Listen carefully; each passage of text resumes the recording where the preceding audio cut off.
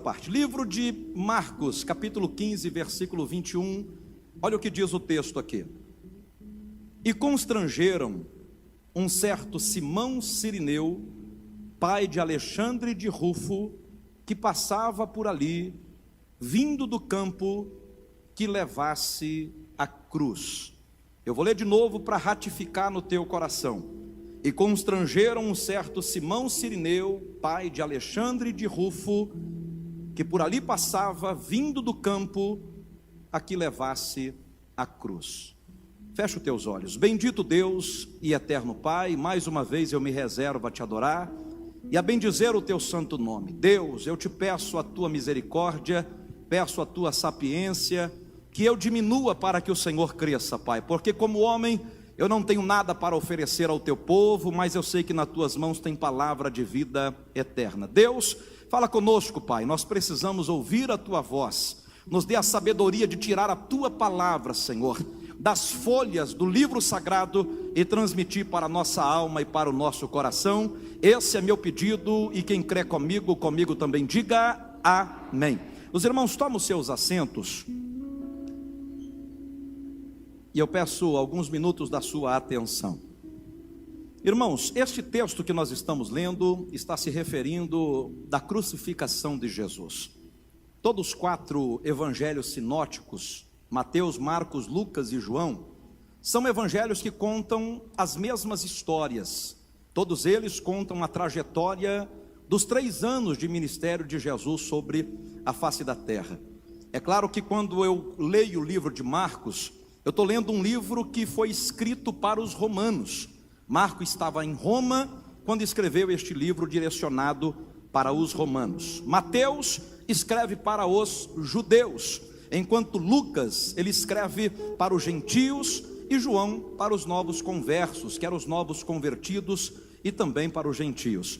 Mas Marcos me chamou a maior atenção, porque mesmo Lucas sendo médico, sendo minucioso, detalhista, Marcos nesta passagem, ele dá um pouco mais de detalhes desta passagem que nós vamos falar sobre ela nesta noite. É claro que esta mensagem aqui, a gente vai voltar um pouquinho atrás para entender da onde veio este tal Simão Cirineu. Algum tempo atrás eu comprei um livro, e dentro deste livro o Senhor me deu esta mensagem. Um livro que chama A Fascinante História dos Judeus. E lá fala sobre uma aliança entre os judeus e o povo da Etiópia e o povo que morava nos confins da terra. E a Bíblia me chamou muito a atenção nesta passagem, porque esse Simão Cirineu, ele aparece uma única vez, e ele aparece justamente como um homem constrangido para carregar a cruz que Jesus estava ali carregando neste exato momento. Quando eu falo de um homem chamado Simão Cirineu, Marcos, ele se ateve aos detalhes de falar a cidade da onde Simão veio. Ele fala que este homem, Simão, tinha 2 filhos, um chamado Alexandre e o outro Rufo. Quando ele dá o nome da cidade, Cirineu, porque veio de uma cidade chamada Cirene, ao lado desta cidade Cirene, ficava uma cidade chamada Sabá. Quando nós falamos de Sabá, nós lembramos de um outro personagem, a rainha de Sabá, que também aparece uma única vez na história bíblica. Quando falamos da rainha de Sabá, nós logo lembramos de Salomão. Salomão, irmãos, todos nós sabemos da história dele. Ele foi o 3º monarca da terra de Israel, e ele foi o homem que inaugurou o templo. Antes de eu chegar em Simão Cirineu, eu preciso te falar por que surgiu este homem. Simão Cirineu é um homem que aparece num contexto, mas que tem grande valia para as nossas vidas. Haja vista que quando Deus escolhe Salomão, ele vai inaugurar o templo. Na inauguração do templo, ele pega o sacerdote para sacrificar ao Senhor e vai diante do altar. Quando ele está no altar, ele imola o cordeiro, ele dá 7 voltas com o sangue escorrendo no altar. A Bíblia vai dizer que ali, quando o altar se acende no pátio exterior, ele traz mais 1000 animais para sacrificar a Deus. E Deus gostou tanto que quando Salomão vai para o seu leito, o Senhor o visita antes de dormir, e o Senhor faz uma pergunta para Salomão: Salomão, pede-me o que tu quiseres, que eu, o Senhor, vos darei. E Salomão poderia pedir qualquer coisa para o Senhor, porque Deus abriu este leque para ele. Mas ele pede para Deus sabedoria. Ele disse: Senhor, me dê sabedoria para entrar no meio do teu povo e para sair do meio do teu povo.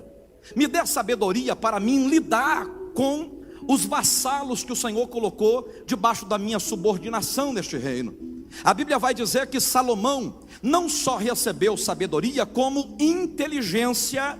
E parece até uma coincidência, ele ofertou 1000 holocaustos. A Bíblia vai dizer, segundo a história, lá no 1 Reis capítulo 10 adiante, que Deus deu sabedoria para Salomão, equivalente a 1000 homens inteligentes.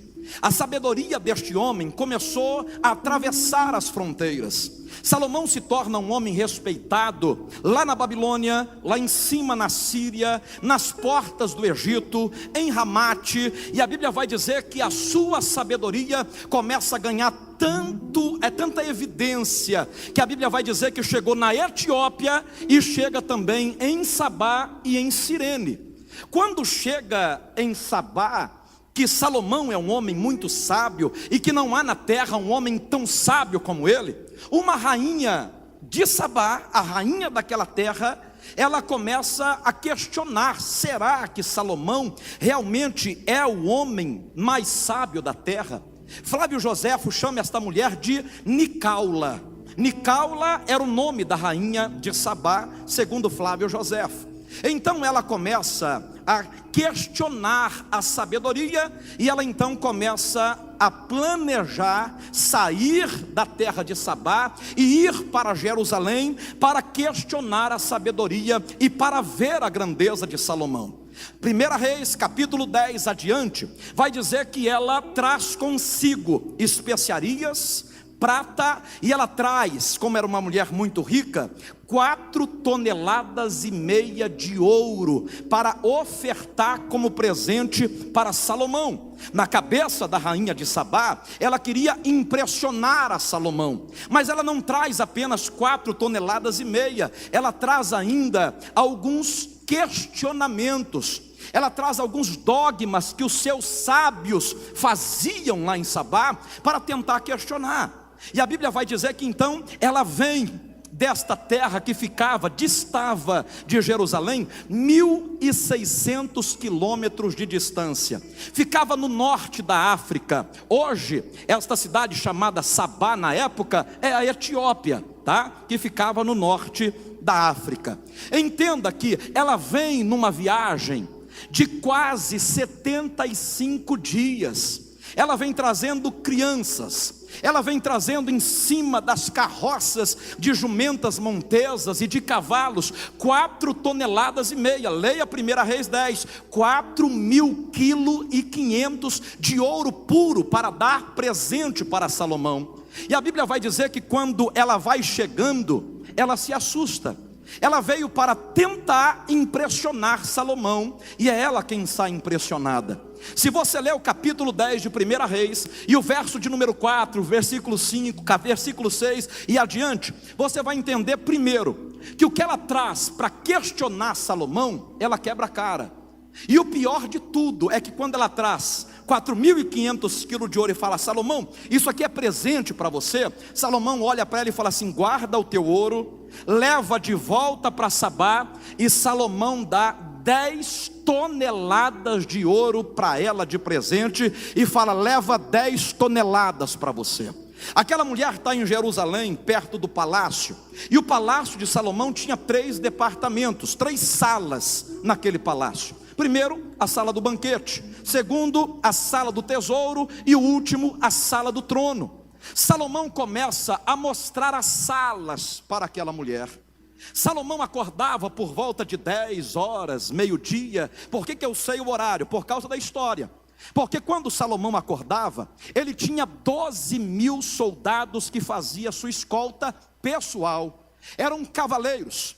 Todos esses cavaleiros, eles ficavam 6.000 de cada lado, eles se aparelhavam em fila romana, na porta do palácio. Quando Salomão acordava, 6.000 cavalos à direita, 6.000 à esquerda, e esses cavalos iam até o ribeiro, aonde Salomão se banhava. Quando estava perto do meio-dia, Salomão então saía de dentro do ribeiro, e quando ele saía, aqueles cavalos com as franjas, todas tecidas em ouro, como diz a história, vai nos dizer que o sol reluzia ao meio-dia, e todos aqueles 12.000 cavaleiros e soldados gritavam em alta voz: vive o rei eternamente, viva o rei Salomão. A Bíblia vai dizer que isso encantou a rainha de Sabá. Então agora ela vai tentar questionar a sabedoria deste homem, porque a grandeza ela já está vendo. Ela está vendo que Salomão é um homem rico, ela está vendo que Salomão é um homem sábio, e ela vai nos contar a história, tentar provar a sabedoria, porque lá em Sabá tinha muitos homens sábios. E o que é que ela faz? Primeiro, ela chama Salomão e faz o primeiro questionamento. Salomão, eu ouvi que você é o homem mais sábio, eu quero que você desvende para mim o que os meus sábios não desvendaram. Eu quero que você me fale sobre a fonte que não nasce nas pedras, que não nasce na terra e que não nasce em cima das montanhas. Uma fonte que jorra água amarga e que jorra água doce. Me fala qual é esta fonte, porque nenhum homem de Sabá conseguiu desvendar este enigma. É o primeiro enigma que ela joga para ele. E Salomão então, olhando para aquela mulher, disse: olha, esta fonte é os olhos humanos, porque os olhos humanos é uma fonte que não nasce em pedra, não nasce em terra e não nasce em cima das montanhas, e ela dá água amarga quando as lutas e as dificuldades da vida se apresentam, mas quando chega a alegria ao amanhecer, esta mesma fonte, ela jorra água doce, que são lágrimas de gratidão. Aquela mulher se espanta, aquela mulher está olhando para Salomão e está dizendo: olha, realmente é um homem que tem mais sabedoria do que os meus sábios. Agora ela faz um segundo enigma. Ela pega as crianças que estão com ela, ela pede para que todas as crianças coloquem capuz na cabeça e que fiquem à distância de um tiro de pedra.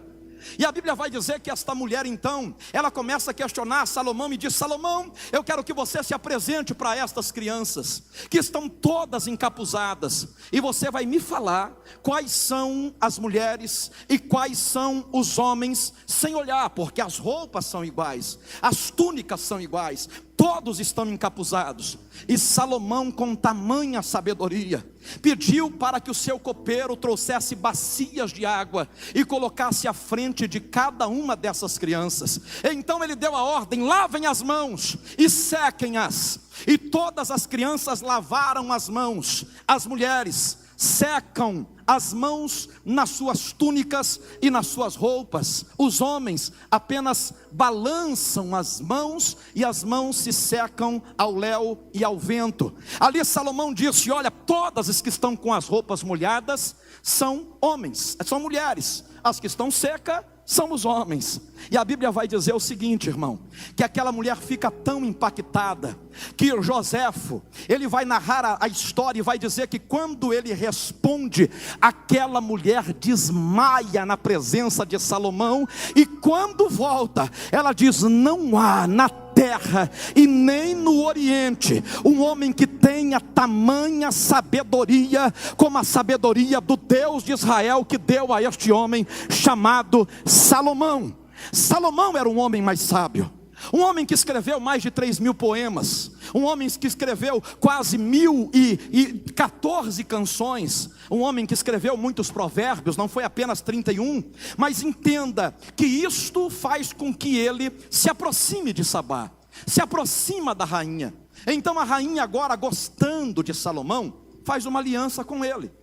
E o que ele faz? Quando a mulher vai embora, volta para Sabá, para a Etiópia, olha o que diz a história: Salomão não deixa ela ir sozinho, porque Salomão agora está meio que encantado também. Segundo a tradição dos etíopes, eles dizem que Salomão se relacionou com a mulher, que é a rainha de Sabá, e chegou a engravidá-la. Mas nós lendo a história não dá base para isso. Então, nos atendo na história, uma aliança foi feita entre Sabá e o povo judeu. E agora o que é que essa mulher fala? Olha, eu preciso levar esta sabedoria para o povo de lá. E eu preciso mandar o povo de lá para vir até aqui, para ter a sabedoria que vocês têm. Porque os nossos sábios não é sábios, tanto quanto é o rei Salomão. E olha o que vai dizer a história, já vou chegar em Simão. A história vai dizer então, irmãos, que ele leva 70 rabinos. Ele manda 70 rabinos para esta terra chamada Sabá. Esses 70 rabinos, eles constituem uma nação judaica no meio dos etíopes e no meio dos confins da terra. Esses 70 homens, rabinos, eles estão ensinando principalmente a genealogia. Eles estão ensinando sobre as 3 gerações até chegar a 100, depois mais 9 gerações até chegar a Abraão, e depois mais 15 gerações até chegar a Salomão. Eles iam falando desses homens, eles falavam dos 5 livros do Torá, e ensinava sobre os 5 primeiros livros do Torá.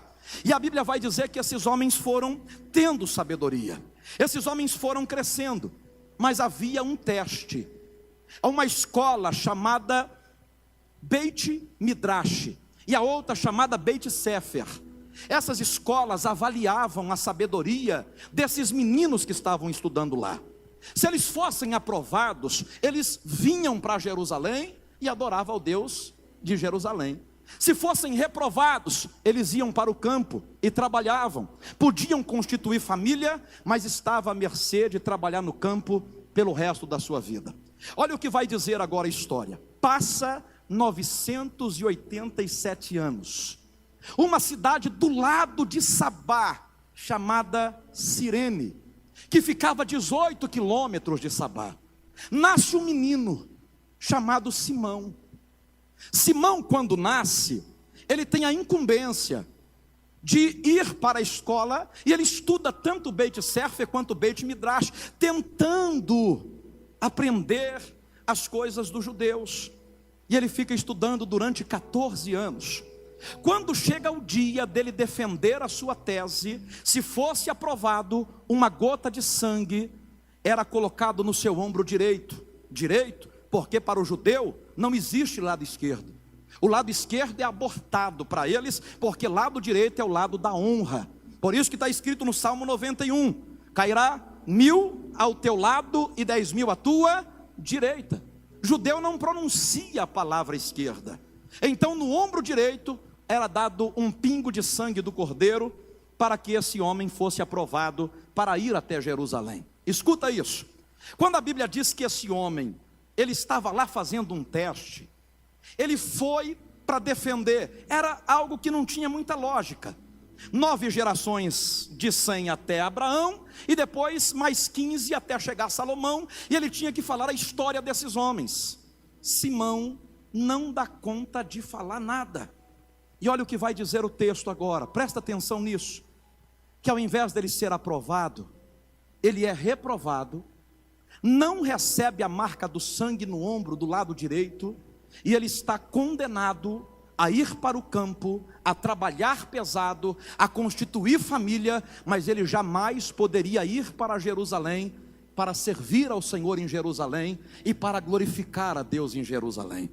Esse homem cresce, esse homem está reprovado, esse homem se casa, trabalhando arduamente no campo, e a história vai dizer agora, que este homem tem 2 filhos, um por nome de Alexandre, e o outro por nome de Rufo.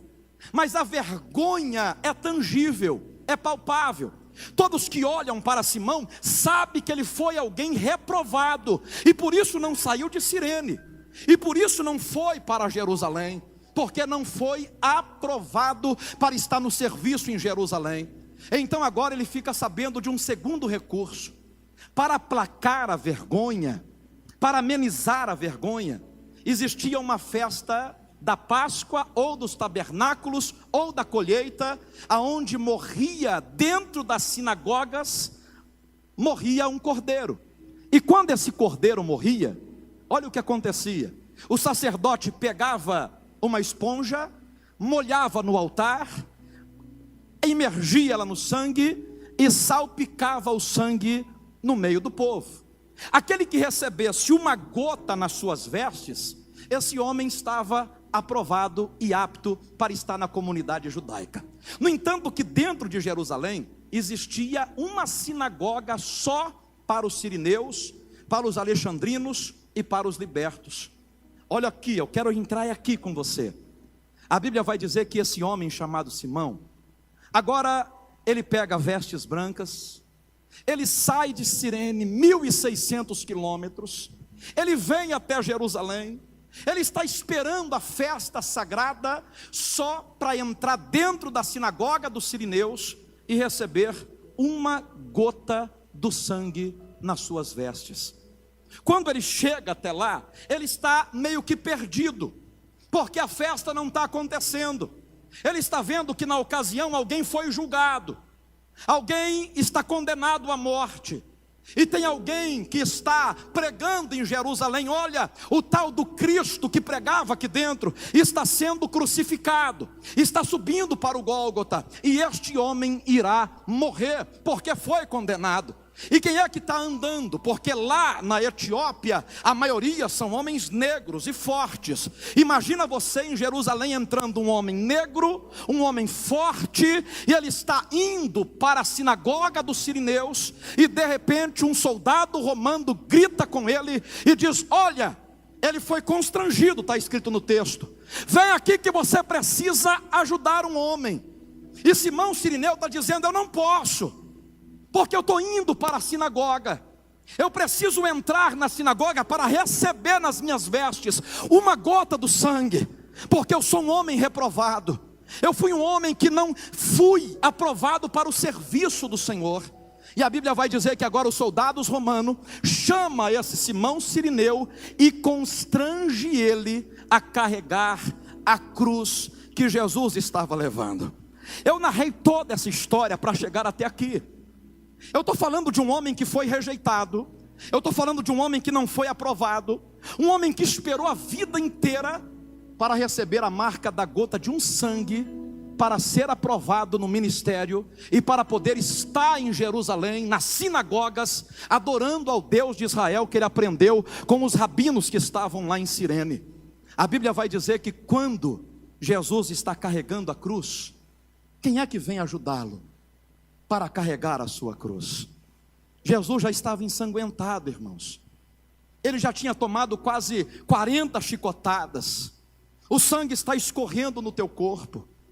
E quando Simão se agacha para tentar ajudá-lo, Jesus abraça aquele homem, e toda a sua veste é salpicada de sangue. E eu quero imaginar que Jesus está abraçando Simão e está dizendo: Simão, tem 900 anos que eu sei da tradição de Cirene, e eu estava aqui te esperando, Simão, porque eu conheço a sua história, Simão. Alguém te reprovou lá atrás, alguém não deixou você trabalhar, vir para Jerusalém, mas olha, tu está querendo entrar lá dentro da sinagoga para receber um pingo do sangue nas suas vestes, de um cordeiro que vai ser imolado no altar. Mas eu sou o cordeiro, Simão, que tira o pecado do mundo. Aqueles que te reprovaram, eles vão ter que ver que tu estás aprovado. Eu te aprovo para trabalhar para mim. E o que eu vim pregar para vocês, irmãos, é que nós somos tão reprovados pela vida. A gente até tenta fazer algumas coisas e somos reprovados. E eu vim pregar para você que às vezes nós estamos esperando entrar na sinagoga, nós estamos esperando a aprovação do homem, mas eu quero dizer que há alguém te esperando com uma cruz na mão, alguém te aguardando e dizendo: eu estava te esperando, porque aonde você foi reprovado, tu está sendo aprovado agora para trabalhar para o meu reino. Não é sangue de animal que está sobre você. Deixa eu pregar um pouquinho sobre o sangue para o teu coração. Sabe por que você está sentado aqui hoje? Porque o sangue de um homem inocente está sobre a tua vida. O sangue de alguém escorreu e marcou você para todo sempre. Eu sei que nós não teríamos nenhum tipo de aprovação para estarmos aqui, para sermos filhos, para sermos herdeiros, mas alguém entrou no nosso lugar, alguém morreu na cruz do Calvário, e ele disse: você estava reprovado para os homens, mas aprovado por mim, para fazer a minha obra. Por isso que Pedro disse: sois pedras reprovadas para com os homens, mas eleitas e escolhidas por mim. Você imagina, irmãos, Jesus agachado no chão, Simão preocupado em entrar na sinagoga dos sirineus e dos alexandrinos, ele preocupado com o tempo, preocupado com a veste que era branca. Ele tem que ser aprovado. Imagina você quando ele se agacha, porque ele foi constrangido pelos soldados romanos. Ele se agacha. Imagina você, Jesus, colocando a mão em cima do ombro de Simão Sirineu e manchando as vestes de Simão Sirineu de sangue. Ele estava ali proferindo para Simão: Simão, o meu sangue te aprova, Simão. O meu sangue te deixa apto para fazer a minha obra. O meu sangue te deixa apto para fazer o meu querer e a minha vontade. Deixa eu pregar para você aqui algo. Muitos de nós não tínhamos merecimento para estar aqui. Muitos de nós não teríamos acesso à salvação. Mas um dia, no meio do caminho, eu quero que você preste atenção nisso. Olha o que diz o texto: constrangeram um certo Simão Sirineu, pai de Alexandre de Rufo, que por ali passava, e que estava vindo do campo. Sabe de onde é que ele estava vindo, irmãos? De um trabalho pesado, andando para tentar conseguir uma aprovação humana, cansado, envergonhado diante da família. Mas o que me chama a atenção é que ele por ali passava. Ele não sabia quem era Cristo, ele não conhecia quem era Cristo, ele não estava ali propositado por causa de Cristo. E deixa eu pregar uma coisa que João pregou para nós: não foi vocês que o escolheram, mas foi Ele que nos escolheu. Não foi vocês que o amaram, mas foi Ele que nos amou primeiro. E Ele disse: eu não vos chamo de servo, porque servo não sabe o que faz o teu Senhor, mas eu tenho vos chamado de meus amigos, porque tudo quanto eu tenho feito a vós, eu tenho revelado. Pega na mão do teu irmão e levanta a mão dele e fala assim: tu estás aprovado pelo sangue de Jesus. Aonde você foi envergonhado, aonde você foi reprovado, aonde disseram que você não tinha jeito, e que você não tinha merecimento, e que você não deveria estar ali, o sangue de Jesus veio sobre o nosso ombro. O sangue de Jesus está te aprovando. Ele está dizendo que pelo sangue nós temos entrada na sala do trono. Oh, Joguébia do Camúcia.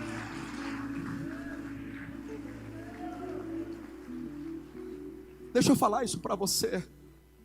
Nem orar a gente podia, irmãos. A gente não tinha acesso no trono. Quando Jesus morre, o véu se rasga. Éramos reprovados pelo pecado. A partir do sangue de Jesus, nós somos aprovados. Não é só para estar dentro de uma igreja adorando ao Senhor, mas você está aprovado para entrar diante do trono celestial. Você chora na terra, Deus te ouve. Se você não consegue chorar, Deus ouve os teus gemidos, Deus ouve os teus pensamentos. Se você não consegue subir ao céu, a Bíblia vai dizer que Deus desce do céu para te encontrar. Ele vem na terra ao teu encontro, porque aonde você foi reprovado, Deus está te aprovando hoje. Aonde as portas se fecharam para você, o sangue de Jesus está abrindo as portas para você. Eu escutei um testemunho algum tempo atrás, de uma irmã que morava sozinha numa casa, e ela foi para a igreja junto com o seu filho pequeno, e ela entrou dentro da igreja, adorou ao Senhor, glorificou ao Senhor, O culto acaba, ela vai embora para casa. Quando ela chega em casa, ela sente algo estranho. E ela fez uma única oração. Não foi a oração de Salomão na inauguração do templo. Não foi. Foi uma oração simples. Ela disse: Senhor, eu estou sentindo algo estranho. Me cobre com o teu sangue. Coloca o teu sangue sobre mim, Pai. E ela entrou para dentro da casa e tinha um rapaz escondido no quintal. Ela fecha a casa. Aquele rapaz maquinando roubá-la, violentá-la. Ela entra e está dentro do quarto. O filho está dentro do quarto, pequeno, não pode defendê-la. Ela está ouvindo passos dentro do seu quintal. Ao invés de correr, de gritar, ela ajoelha-se perante a sua cama. E ela só consegue fazer uma oração: Senhor, me cobre com teu sangue, Pai. Coloca o teu sangue em cima de mim, me esconda, Senhor. E aquele ladrão arromba a porta, entra dentro da casa. Quando chega no quarto que aquela mulher está, a mulher não quer nem olhar, com medo.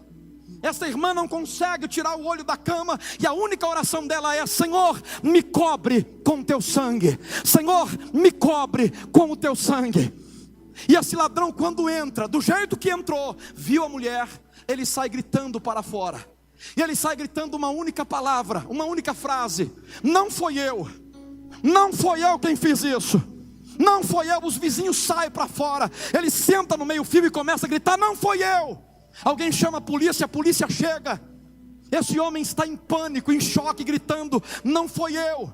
Os polícias perguntam: não foi você o quê?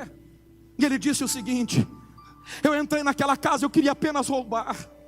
Eu sabia que a mulher morava sozinha. Eu não queria fazer nada, apenas roubar. Mas quando eu entrei lá, eu vi ela ensanguentada em cima da cama. Alguém matou ela, alguém entrou na minha frente. A cama está cheia de sangue, o quarto está cheio de sangue, o corredor tem sangue, e eu não estou conseguindo entender. Não foi eu que fiz isso. De repente eles estão conversando. Quem é que sai de dentro da casa? Aquela mulher. E aquela mulher sai limpa. Aquele ladrão não entende, fala: o que é que aconteceu? E aquela mulher disse: olha, eu apenas pedi que ele me cobrisse com o teu sangue. Aquele sangue não era meu. Aquele sangue era o sangue de Jesus, que ele fez você enxergar. Levanta as suas mãos que eu quero profetizar para você. O sangue de Jesus dá imunidade para a tua casa. O sangue de Jesus dá imunidade para a tua vida.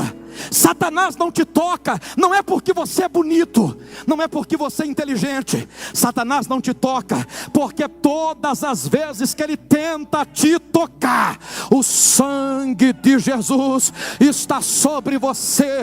Levanta as suas mãos quem acredita, adora ao Senhor quem acredita. O sangue de Jesus está sobre a tua vida. Tem sangue do Cordeiro na tua casa. O diabo todos os dias tenta entrar na tua casa. Olha o que diz a palavra: como ovelhas que seguem direto ao matadouro, assim somos nós. Todos os dias nós estamos sendo entregues à morte. Na fila da morte, quem é que entra? Jesus. E ele fala: não, hoje não vai morrer. Tira o Daniel de lá, tira o João de lá, tira a Maria de lá, tira o Wallace, tira a Flávia, tira a Maria, tira o João. Todos os dias Deus entra na fila do matadouro e nos tira da morte. Deixa eu te explicar por quê. Porque quando o anjo da morte veio no Egito, a única coisa que ele enxergou foi a marca do sangue do Cordeiro nos umbrais das portas. E quando ele viu a marca do sangue, ele disse: nessa casa não dá para entrar. Nessa casa a morte não pode entrar. Nesta casa a maldição não pode entrar. Nesta casa praga nenhuma pode chegar, porque o sangue do Cordeiro está sobre ela. Aleluia. Deixa eu pregar para o teu coração. A tua casa está protegida. O diabo quer te matar todos os dias, mas tem marca de sangue em você. Tinha marca de sangue em Simão Cirineu. Ele preocupado em manchar as vestes, Jesus abraça ele e mancha ele inteiro de sangue. E Jesus disse: o meu sangue te aprova, Simão. O meu sangue te perdoa, Simão. O meu sangue dá acesso para você estar na minha presença. O meu sangue guarda você de Satanás. Você tem ideia do que é o sangue de Jesus na sua vida? Simão Cirineu foi constrangido. Diga para o teu irmão assim: ele não queria.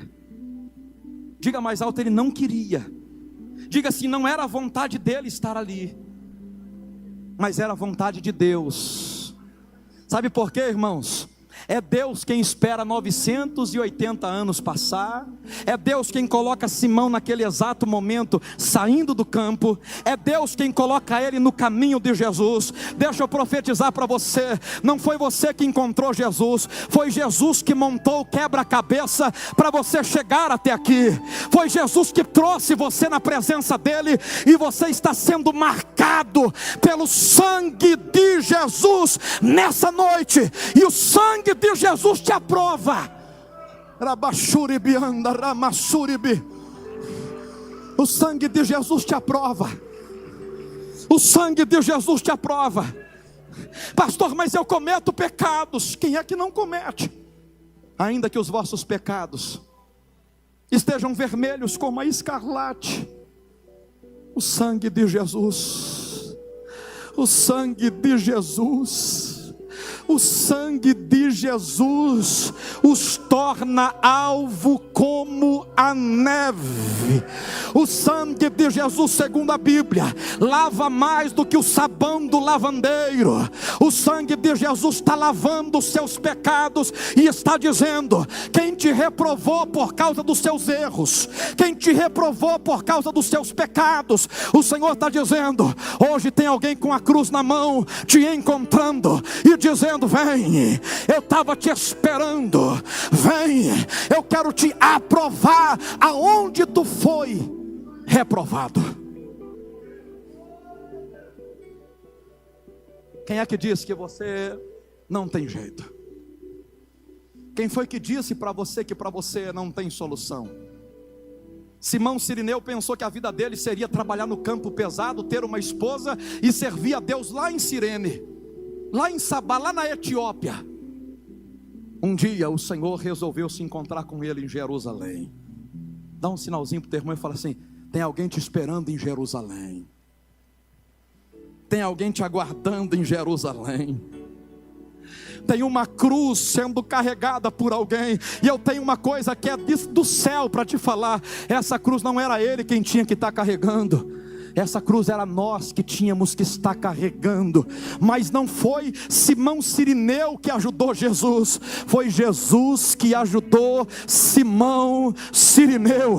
Você não está aqui dentro para ajudar a obra de Deus. É Deus que está te ajudando, é Deus que está te aprovando, é Deus que está te qualificando. Aonde você foi reprovado, oh aleluia! Quem diria, eu estou aqui, pastores, estou encerrando. Quem diria que você estaria aqui hoje? Quem diria que nós estaríamos servindo a Deus? Eu era reprovado até para minha família. Eu chegava na casa dos meus tios, eles fechavam as portas dos quartos, fechavam os guarda-roupas, e tinha que fechar mesmo, porque eu só fazia coisas erradas, usuário de todo tipo de droga.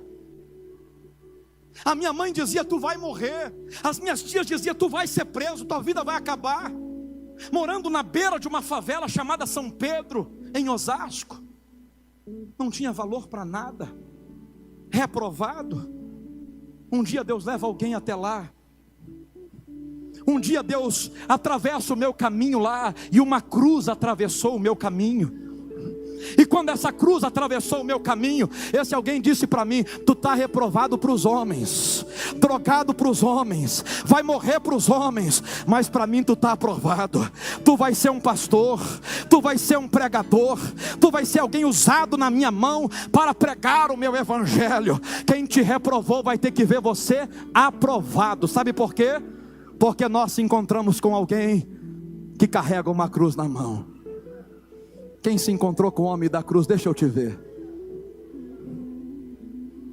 Tem até um hino antigo, Wallace deve lembrar dele. A cruz foi a mais pesada. Por fora só tinha madeiro, mas por dentro estavam os meus pecados. E o coitado do Simão Cirineu pensando que estava ali para carregar uma cruz para ajudar um coitado que estava morrendo. E quando ele pensa que vai lá ajudar, esse alguém está dizendo: eu estava aqui te esperando, Simão. Simão, o quebra-cabeça já estava montado, o cenário já estava pronto, Simão. Eu estou aqui para provar você, aonde você foi reprovado. Não deixa ninguém te reprovar, irmãos. Não deixa ninguém falar para você que você não é digno. O diabo entra todos os dias na presença de Deus e fala: o Daniel não merece bênção, Senhor. A Maria, o João, a Ana, eles não merecem serem abençoados. Eu fico olhando, talvez igual aconteceu no livro de Jó, Satanás na presença de Deus dizendo: aquele lá não merece ser abençoado. Ele erra, ele peca, ele fala mal, ele não é apto. Imagina alguém levantando do trono a destra de Deus Pai e dizendo: Satanás, espera aí, Satanás, ele é falho, mas dá uma olhada aqui na minha mão. Ele é falho, mas dá uma olhada aqui nas marcas que tem aqui. Eu paguei o preço que era para ele pagar, e hoje o meu sangue faz com que ele seja apto para fazer a minha vontade, para fazer o meu querer. Com a licença do pastor, se coloca sobre o teu pé. Para com esse papo: eu não valho nada, eu não posso nada, eu não mereço nada, para mim nada dá certo, eu só fui reprovado na vida. Os meus filhos me olham como um homem que tem que trabalhar no campo para trazer o sustento, e eu querendo ir para Jerusalém adorar o Senhor e não posso. Tem alguém com a cruz na mão te esperando em Jerusalém. Tem alguém com marcas de sangue aguardando você e dizendo: vem, vem, porque eu estava aguardando a sua vida. Só quem é aprovado por Deus, deixa eu te ver. Só quem está aprovado por Deus, levanta a mão assim e fala: nunca mais Satanás vai falar para mim que eu não posso. Nunca mais Satanás vai falar para mim que eu estou envergonhado. Porque para um dia de vergonha Deus tem dupla honra. Aonde o diabo pensou que iria envergonhar Simão, o Senhor disse: tu estás aprovado. Não é cordeiro animal, mas é o cordeiro que tira o pecado do mundo, que está se encontrando com você. Aleluia.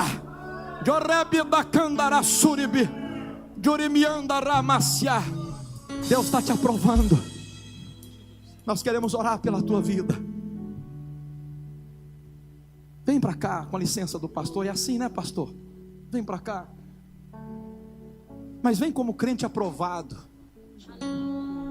Paulo disse: se apresenta